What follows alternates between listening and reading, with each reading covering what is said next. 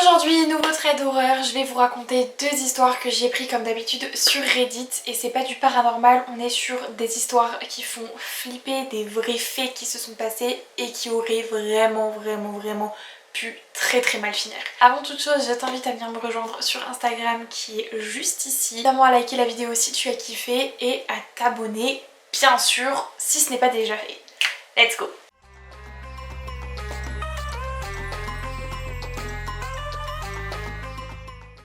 Alors la première histoire, c'est l'histoire d'un jeune homme qu'on va nommer Tom, qui a 9 ans à l'époque et il habite au Québec. Ça s'est passé un jour de décembre pendant une tempête de neige. Donc Tom nous explique qu'il habitait à côté de son école primaire et du coup il s'y rendait à pied et revenait à pied tout seul avec sa sœur tous les jours. Sauf un jour, il est rentré un petit peu plus tard que prévu parce qu'il participait à une activité périscolaire qui durait un peu plus longtemps. Du coup, il est rentré tout seul vers les 17h30. Il faisait très noir, très froid, il y avait 20 cm de neige, donc il s'était habillé en condition. Il avait mis le gros pantalon de neige, le cache-cou, les bottes de neige. Bref, il était paré pour affronter cette tempête. Donc il sort de l'école, il marche pour rentrer chez lui, il arrive au coin de sa rue. Et là, un homme le surprend en posant sa main sur son épaule qui demande à Tom de venir l'aider à déblayer la neige de sa voiture qui se situe dans sa cour. Donc premièrement, Tom refuse, il dit que ses parents l'attendent et qu'il doit absolument rentrer. Sauf que l'homme insiste et il lui dit qu'il lui donnera 10 $ si jamais il l'aide à déblayer sa voiture.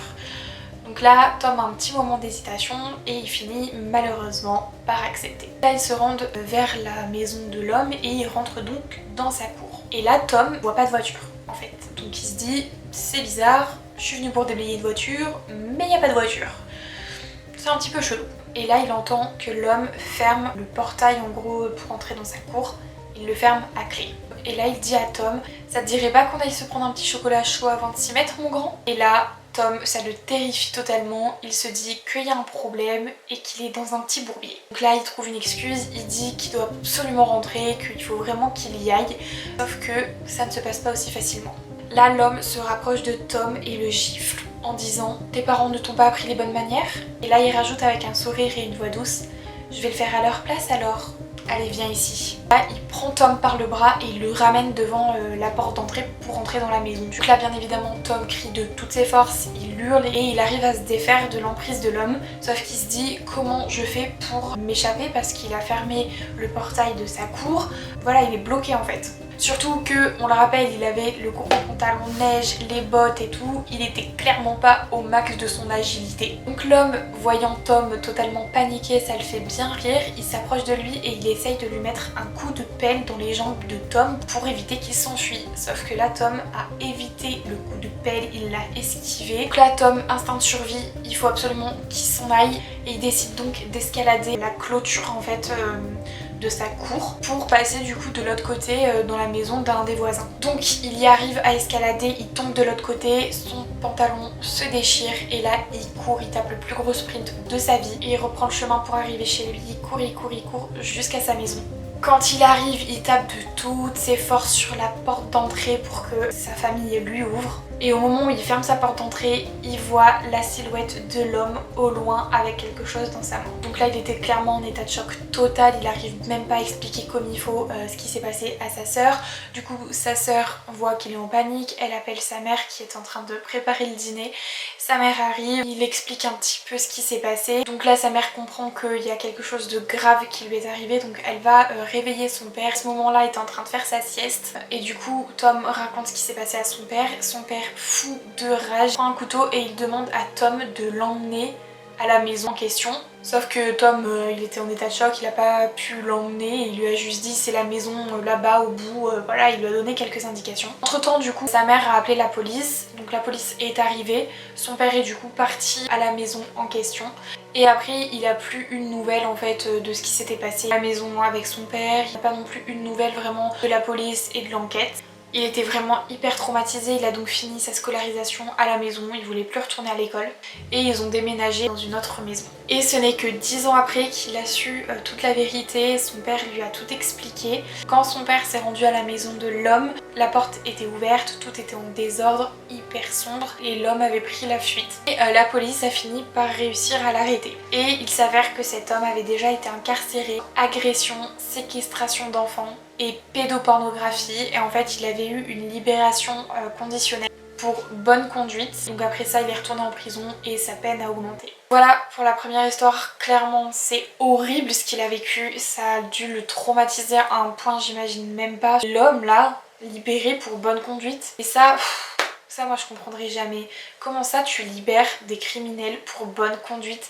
Tu te doutes bien que si ils sortent, ils vont refaire la même chose en fait. Tellement débile de faire ça, vraiment, je comprends pas ce système. Là clairement, il aurait pu faire ce qu'il voulait de Tom si Tom n'avait pas été aussi courageux et qu'il n'avait pas pris la fuite comme il l'a fait. Franchement, je pense que Tom a pu sauver la vie de plusieurs autres enfants. Passons maintenant à la deuxième histoire qui est tout aussi flippante. Alors c'est l'histoire d'une jeune fille qu'on va nommer Lola qui a 19 ans à l'heure où elle nous raconte cette histoire, mais quand les faits se sont passés, elle en avait 14. Elle vivait dans un petit village de 85 habitants avec ses parents et sa sœur. Alors un jour ses parents sont partis manger chez des amis et donc ils devaient rentrer le soir vers minuit, 1h du matin. Elle devait donc rester seule avec sa sœur à la maison, mais elle a décidé d'inviter une amie pour qu'elle soit un petit peu plus nombreuse parce que bon, elles avaient quand même un peu peur de rester seules chez elles. Donc elles ont mangé, elles ont fait leur petite soirée et ensuite elles se sont allées se poser devant la télé sur le canapé. Alors il faut savoir que Lola avait un chien plutôt costaud et assez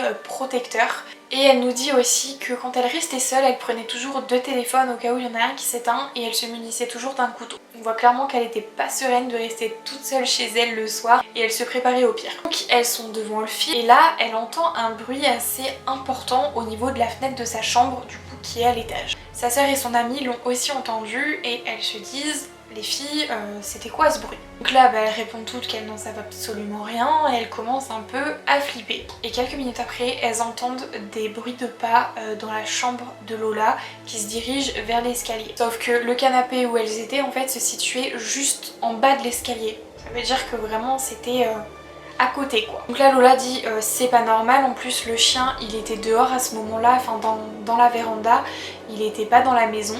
Il n'y a personne en haut normalement, donc c'est bizarre. Là son amie elle lui dit meuf, faut qu'on aille se cacher, il faut que tu fasses rentrer le chien dans la maison pour que s'il y a quelqu'un il attaque et que nous on aille se cacher en fait. Du coup c'est ce qu'elles font, elles se dirigent doucement vers la porte de la véranda, elles l'ouvrent, elles laissent passer le chien pour qu'il rentre dans la maison et elles vont se cacher du coup dans la véranda derrière des cartons et tout. Sûr, elle prend le temps de bien fermer la porte, du coup elle appelle la police avec les téléphones qu'elle avait sur elle. L'opérateur dit que la police arrive dans à peu près 7 minutes, qu'il faut qu'elle reste cachée en attendant. Donc juste après elle décide d'appeler ses parents pour leur expliquer la situation, que la police va arriver et que eux aussi il faut qu'ils rentrent au plus vite. Donc là elles sont plongées dans le noir total en attendant la police et d'un coup elles entendent un cri, une voix masculine qui hurle. Il s'avère que c'est le chien qui a mordu l'inconnu qui était dans la maison et du coup l'homme a hurlé de douleur. Et au même moment la police arrive, ils entrent dans la maison et ils se retrouvent nez à nez avec l'inconnu qui est en train d'essayer de se débattre du chien en fait qui était en train de le mordre.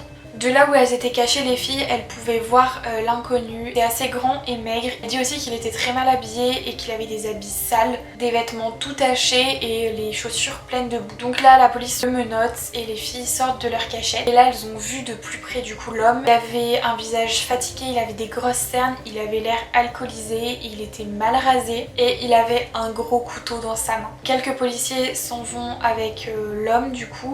L'autre équipe de police commence à inspecter un petit peu la maison. Et en fait la fenêtre de la chambre de Lola elle donnait sur une grande route et en dessous de sa fenêtre il y avait un grand van blanc, le truc cliché des kidnappeurs clairement. Donc la police ouvre le coffre du van et là ils découvrent des sacs poubelles, des rouleaux de scotch, une hache, des cordes, barres de fer et sur le sol il y avait des traces de sang séché. Là les parents arrivent enfin, donc le père va parler avec la police de ce qui s'est passé et la police continue d'inspecter la maison et il se trouve que la poignée de la fenêtre de Lola a été cassée. En fait l'inconnu il avait escaladé le mur pour arriver à la fenêtre de chambre de Lola qu'il avait forcé pour ouvrir et en fait il s'était introduit par la fenêtre. Elles ont eu des nouvelles de cet homme. Il s'avère que c'était un homme qui avait déjà été arrêté pour meurtre, violence sexuelle contre les mineurs et kidnapping d'enfants. Clairement, elles ont failli être kidnappées par un pédophile, prédateur sexuel, meurtrier et psychopathe. Au final,